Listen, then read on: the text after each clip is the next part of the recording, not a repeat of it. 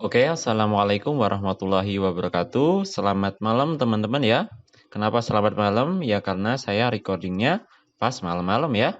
Nah teman-teman, pada pertemuan kali ini ya, atau dalam video ini, saya Bangkit Dian Mustafa akan mencoba menjelaskan tentang pemrograman visual ya. Oke, oke. Sekarang kita langsung masuk aja ya. Pemrograman visual. Nah, yang akan kita bahas pertama di pemrograman visual ini adalah yang namanya algoritma. Oke. Nah, algoritma sendiri itu bisa disajikan dalam berbagai bentuk nih. Nah, kalian bisa lihat ya di monitor kalian. Yang pertama bisa disajikan dalam kalimat deskriptif, nomor 2 pseudocode, dan nomor 3 flowchart. Oke. Nah, sekarang kita fokus pada yang namanya kalimat deskriptif ya. Kalimat deskriptif. Penulisan algoritma dengan cara kalimat deskriptif dilakukan dengan menuliskan instruksi-instruksi yang harus dilakukan dengan secara berurutan dalam bentuk uraian kalimat deskriptif dengan menggunakan bahasa yang jelas. Oke? Sengaja nggak saya tulis di monitor ya.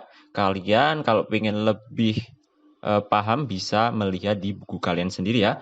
Pokoknya di sini penyajian algoritma dengan kalimat deskriptif dilakukan dengan menuliskan instruksi-instruksi yang harus dilakukan secara berurutan dalam bentuk uraian kalimat deskriptif dengan menggunakan bahasa yang jelas. Oke? Nah, kata kerja yang digunakan dalam kalimat deskriptif, contohnya bisa tulis, baca, hitung, tampilkan, ulangi, bandingkan, dan lain-lain. Pokoknya penulisannya biasanya menggunakan bahasa yang deskriptif, oke? Nah, teks algoritma dengan bahasa deskriptif disusun oleh 3 bagian utama ya. Biasanya bagian judul. Nah, oke sorry ya, belum saya tampilkan. Ini saya tampilkan dulu ya cara penulisannya kalimat deskriptif ya. Algoritma dengan kalimat deskriptif seperti berikut ya. Dengan bagian judul atau header, bagian deklarasi, dan bagian deskripsi. Setiap bagian disertai dengan komentar untuk memperjelas maksud teks yang ditulis. Komentar adalah kalimat yang diapit oleh pasangan tanda kurung kurawal. Oke? Nah, sekarang kita ke nomor 2 ya. Ada penyajian algoritma dengan pseudocode. Nah, pseudocode adalah notasi yang menyerupai notasi bahasa pemrograman tingkat tinggi. Oke? Nah, pseudocode dapat diterapkan dalam berbagai bahasa pemrograman.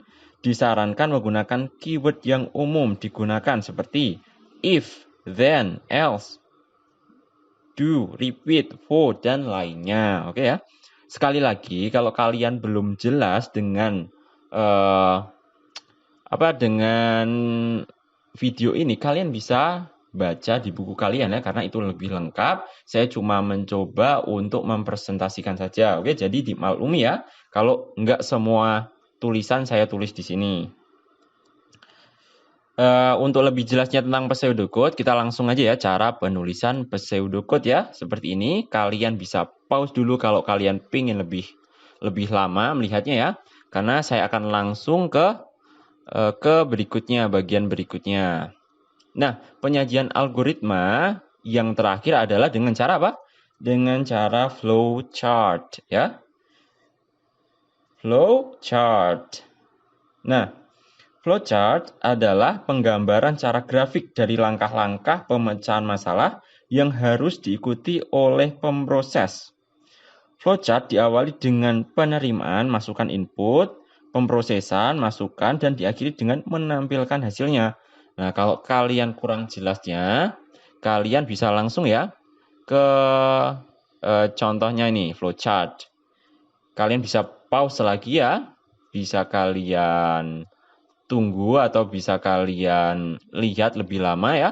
Kalau sudah, kita lanjut lagi ya ke bagian 2. Bagian 2 dari pemrograman visual, yaitu struktur data dan tipe data ya.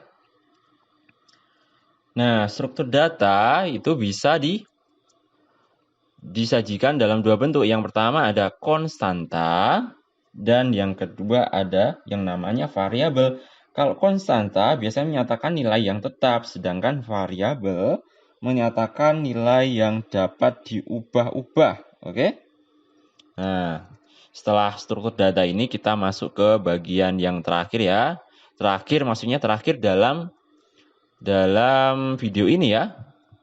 Kalau di buku kalian mungkin masih banyak lanjutannya, tapi kalau di video ini cukup sampai di tipe data. Nah, tipe data adalah pengelompokan data berdasarkan isi dan sifatnya. Nah, ini yang kalian lihat di monitor sekarang ini adalah macam-macam tipe data ya. Macam-macam tipe data itu ada 3. Yang pertama, tipe data dasar. Yang kedua, tipe data bentukan. Dan yang ketiga, tipe data abstrak. Oke ya, tipe data dasar. Kita fokus dulu ke tipe data dasar. Nah, tipe data dasar adalah tipe data yang ada disajikan standar. Sorry ya, kita ulangi lagi. Tipe data dasar. Tipe data dasar adalah tipe data yang ada dan dijadikan standar dalam bahasa pemrograman tertentu. Nah, tipe data dasar